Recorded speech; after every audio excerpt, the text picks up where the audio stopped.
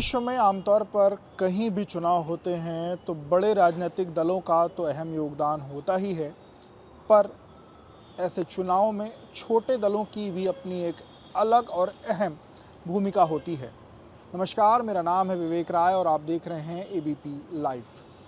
देश में इस वक्त लोकसभा के आम चुनाव होने हैं। 2024 का ये जो लोकसभा का आम चुनाव है, इसमें एक तरफ एनडीए गठबंधन है जिसमें बड़ी पार्टी भारतीय जनता पार्टी है, तो वहीं दूसरी तरफ इंडिया अलायंस है जिसमें कांग्रेस पार्टी के साथ अलग अलग छोटे छोटे दल हैं। इसके अलावा भी अलग अलग प्रदेशों के अलग अलग राजनीतिक दल अपने अपने तरीके से ये चुनाव लड़ रहे हैं। पर हम बात करेंगे उत्तर प्रदेश की। उत्तर प्रदेश में इस वक्त जो एनडीए की बात करी जाए तो एनडीए में भारतीय जनता पार्टी के साथ सुहेल देव भारतीय समाज पार्टी, इसके अलावा निषाद पार्टी और अपना दल एस, ये तीन ऐसे दल हैं जो एनडीए के साथ इस वक्त गठबंधन में हैं। तो वहीं इंडिया अलायंस में कांग्रेस पार्टी और समाजवादी पार्टी एक साथ गठबंधन में हैं। इससे इतर मायावती को लेकर के लंबे समय तक इंडिया अलायंस के लोगों ने इस बात की कोशिश की कि मायावती इंडिया अलायंस के साथ आ जाएं, पर मायावती ने कई बार पब्लिक फोरम पर इस बात का ऐलान किया कि मायावती किसी के साथ गठबंधन नहीं करेंगी और वो इस चुनाव में अकेले जाएंगी। पर क्या अकेले जाने के पीछे धीरे धीरे क्या मायावती तीसरे मोर्चे की तरफ आगे बढ़ रही हैं? मायावती किस तरीके की राजनीति करना चाहती है, मायावती की क्या रणनीति है, इस पर आज हम आपको विस्तार से बताने जा रहे हैं। पिछले दिनों मायावती की एआईएमआईएम से बातचीत की बातें अंदर खाने से निकल के सामने आई। चर्चा है कि ऑल इंडिया मजलिस से इत्तेहादुल मुसलमीन यानी कि असदुद्दीन ओवैसी की जो पार्टी है उसके साथ मायावती की चर्चा चल रही है और आने वाले दिनों में 2024 के लोकसभा चुनाव में मायावती की पार्टी के साथ उनका गठबंधन भी हो सकता है। पर इससे इतर एक बड़ी दिलचस्प और नई खबर ये निकल के आई है कि आजमगढ़ बेस्ड एक जो पार्टी है राष्ट्रीय उलमा काउंसिल, जिसकी स्थापना 2008 में हुई थी जब बाटला हाउस एनकाउंटर हुआ था, उसके बाद से ये पार्टी अस्तित्व में आई और ये पार्टी भी बहुजन समाज पार्टी से फिलहाल बातचीत कर रही है। अंदर खाने इस बात की खबर है कि बहुजन समाज पार्टी और राष्ट्रीय उलमा काउंसिल के बीच में जो बातचीत चल रही है उसमें 2 लोकसभा ऐसी सीटें हैं जिस पर राष्ट्रीय उलमा काउंसिल अपना दावा ठोकना चाहती है और बाकी सीटों पर वो बसपा को समर्थन देना चाहती है।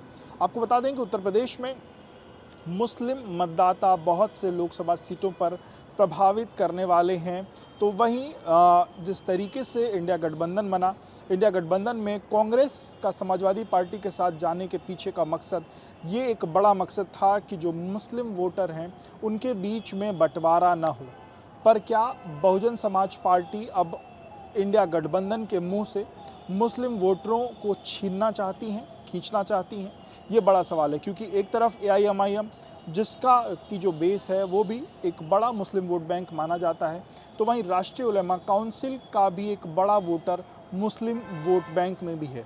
राष्ट्रीय उलमा काउंसिल की बात करें तो 2008 में ये पार्टी इस्टेब्लिश हुई। 2009 के लोकसभा चुनाव में ये पार्टी ने उत्तर प्रदेश की 5 लोकसभा सीटों पर चुनाव लड़ा, जिसमें तकरीबन 2.25 लाख वोट इस पार्टी ने पाए।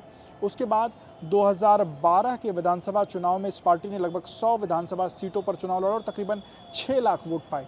और इसके बाद बड़ा दिलचस्प मुकाबला 2014 में तब हुआ जब आजमगढ़ की लोकसभा सीट से समाजवादी पार्टी के संस्थापक नेताजी मुलायम सिंह यादव चुनाव लड़ रहे थे और उनके खिलाफ भी राष्ट्रीय उलमा काउंसिल के जो संस्थापक हैं मौलाना आमिर रशादी, उन्होंने चुनाव लड़ा। हालांकि वो ये चुनाव हार गए। इसके बाद 2017, 2022 ये भी वो अलग अलग चुनाव हैं जिसमें राष्ट्रीय उलमा काउंसिल ने हिस्सा लिया।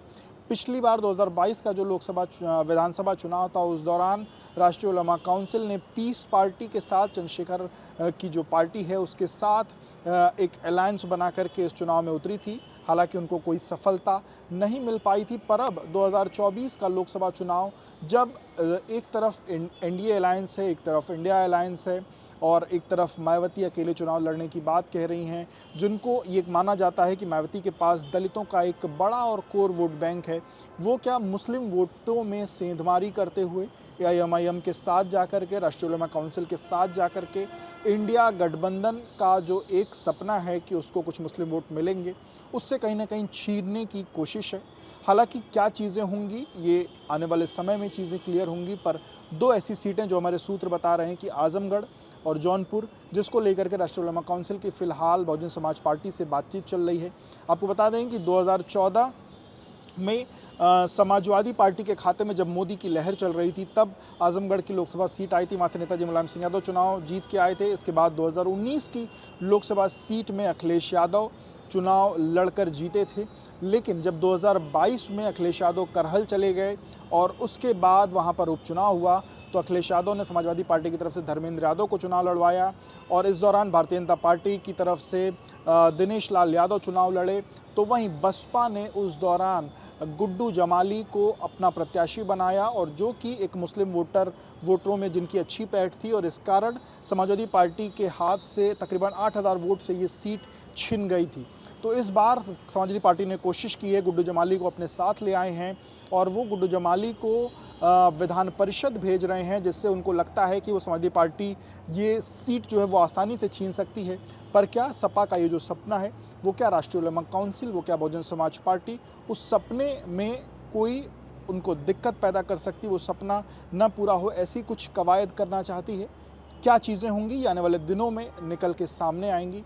पर फिलहाल दिलचस्प बात यही है कि मायावती की दो अलग अलग दलों के साथ बातचीत जारी है। नमस्कार।